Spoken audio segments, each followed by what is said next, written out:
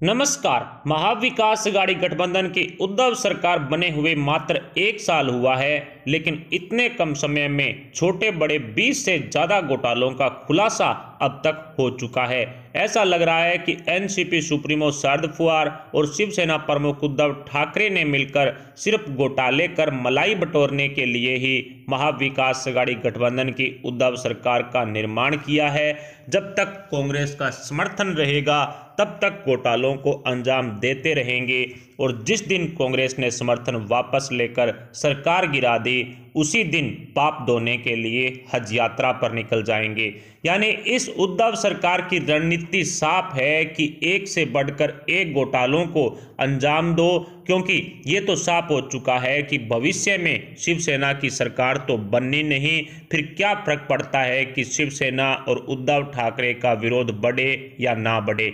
शायद इसी सोच पर उद्धव सरकार घोटालों में व्यस्त है, लेकिन कांग्रेस ने उद्धव सरकार के घोटाले और उद्धव के शहरों का नाम बदलने वाले बड़े फैसलों के खिलाफ विद्रोह करने की तैयारी कर ली है। शिवसेना ने कांग्रेस आलाकमान सोनिया और राहुल गांधी सहित महाराष्ट्र कांग्रेस को नीचा दिखाने में कोई कोर कसर नहीं छोड़ी है। कोरोना वैक्सीन को लेकर एक दिन पहले ही उद्धव ठाकरे और उनके मंत्रियों ने फोटो सेशन करवाया, ताकि महाराष्ट्र की जनता में ये संदेश जाए कि उद्धव ठाकरे कोरोना वैक्सीन को लेकर के काफ़ी खुश हैं। लेकिन अगले ही दिन उद्धव ठाकरे ऐलान कर देते हैं कि महाराष्ट्र में कोरोना ऐप के सर्वर में तकनीकी समस्या आने के कारण अगले सोमवार से इस कोरोना के वैक्सीन कार्यक्रम को शुरू किया जाएगा। लेकिन उद्धव सरकार के इस ऐलान से देश में कई तरह के सवाल उठ खड़े हुए हैं कि अति पिछड़े राज्यों में भी कोरोना ऐप के सर्वर में कोई समस्या नहीं आई, तो महाराष्ट्र जैसे अति विकसित राज्य में कैसे सर्वर की दिक्कत है वो हो सकती है। उद्धव ठाकरे जानबूझकर तो इस वैक्सीन कार्यक्रम को नहीं टाल रहे हैं। इस तरह के सवाल खुद उद्धव ठाकरे के विधायकों ने ही उठा दिए हैं।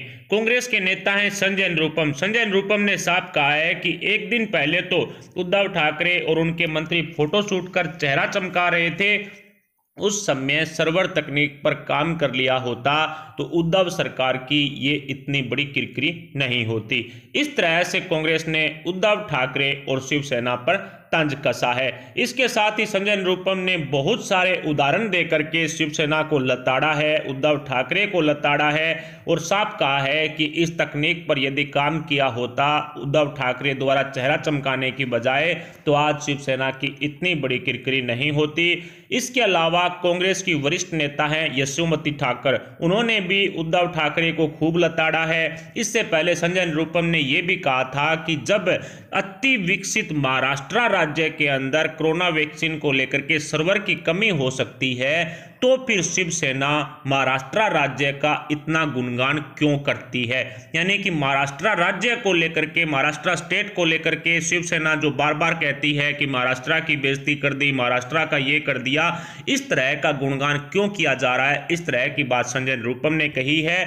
और इसके साथ ही जो यशोमती ठाकुर ने उद्धव ठाकरे और शिवसेना को लताड़ लगाई है, उससे तो महाविकास अघाड़ी गठबंधन में घमासान मचना तय था। शहरों का नाम बदलने और कांग्रेस की सेकुलर विचारधारा पर शिवसेना को ही सेकुलर बता दिया गया है। यशोमती ठाकुर ने साफ कहा है कि महाविकास अघाड़ी गठबंधन का निर्माण कॉमन मिनिमम प्रोग्राम के आधार पर हुआ है और कॉमन मिनिमम प्रोग्राम में सेकुलर शब्द का इस्तेमाल किया गया है। ऐसे में भले ही शिवसेना ना माने, लेकिन खुद अब सेकुलर पार्टी है और सेकुलर पार्टी सेकुलर विचारधारा के आधार पर उद्धव ठाकरे को फैसले लेने ही पड़ेंगे।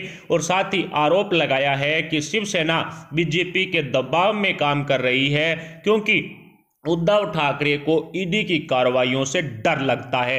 ये बात खुद कांग्रेस के नेता हैं यशोमती ठाकर, उनकी तरफ से कही गई है।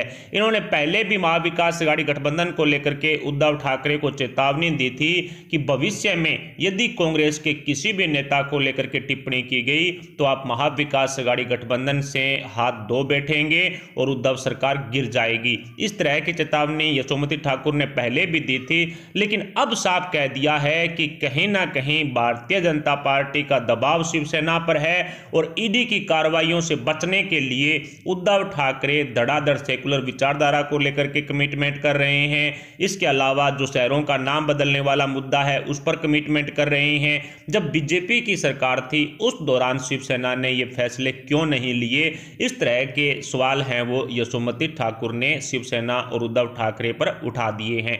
यानी कि कुल मिलाकर के साफ हो चुका है, कांग्रेस इस महाविकास अघाड़ी गठबंधन को लेकर के काफी नाराज है और उद्धव ठाकरे के द्वारा जो फैसले लिए जा रहे हैं उससे कहीं ना कहीं कांग्रेस को काफी ज्यादा नुकसान हो रहा है और इसको लेकर के अब कांग्रेस आलाकमान सोनिया गांधी को कोई ना कोई बड़ा फैसला लेना ही पड़ेगा। पिछले दिनों ही औरंगाबाद शहर में जब आदित्य ठाकरे कुछ विकास कार्यों का कार्यक्रम करने पहुंचते हैं, उद्घाटन करने पहुंचते हैं, वहां पर कांग्रेस के किसी भी नेता को निमंत्रण नहीं भेजा जाता, यानी कि कांग्रेस को दरकिनार करने का काम शिवसेना ने किया।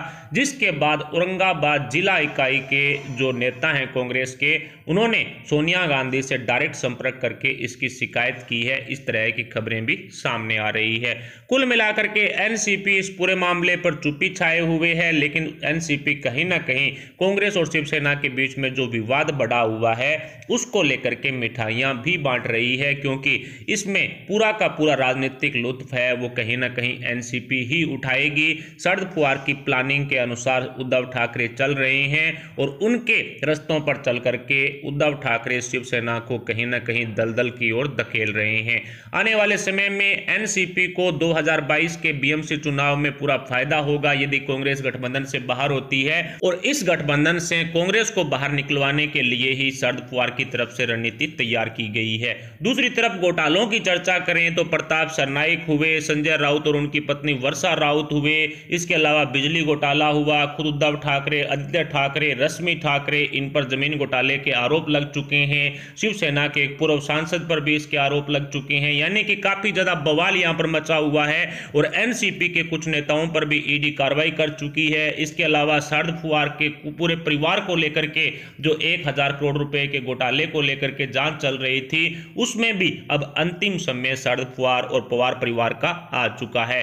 कुल मिलाकर के कहा जा सकता है कि मात्र 1 साल के भीतर ही कई जो घोटाले हैं वो सामने आ गए, जो सिर्फ सामने आ गए उनको लेकर के भी काफी ज्यादा सवाल खड़े हो चुके हैं। जो खुलासे हुए हैं उनके अलावा भी पता नहीं कितने घोटाले एनसीपी कांग्रेस शिवसेना ने मिलकर किए हैं, लेकिन कांग्रेस ने इससे पहले ही पल्ला झाड़ लिया है और एनसीपी शिवसेना पर ठीकरा फोड़ते हुए साफ कहा है कि इन घोटालों में कांग्रेस की कोई भागीदारी नहीं है, कांग्रेस की कोई लेनदारी नहीं है। और अब कांग्रेस पार्टी की जो महाराष्ट्र में छवि खराब हो रही है उसको लेकर के कांग्रेस आलाकमान महाविकास अघाड़ी गठबंधन तोड़ने का फैसला लेगी, इसमें कहीं कोई शक नहीं है। फिलहाल उद्धव ठाकरे की सीएम कुर्सी को लेकर के क्या कांग्रेस आलाकमान महाविकास अघाड़ी गठबंधन से बाहर निकलने का फैसला ले सकती है या फिर राहुल गांधी की ताजपोशी के बाद राहुल ग्रुप के नेता ही महाविकास अघाड़ी गठबंधन को छोड़ सकते हैं? इस पर आप अपने विचार हमें कमेंट बॉक्स में जरूर बताएं। साथ ही वीडियो को लाइक करके हमारे चैनल को सब्सक्राइब जरूर कर लें। अभी के लिए इतना, मिलते हैं अगली वीडियो के साथ, तब तक के लिए जय हिंद, जय भारत।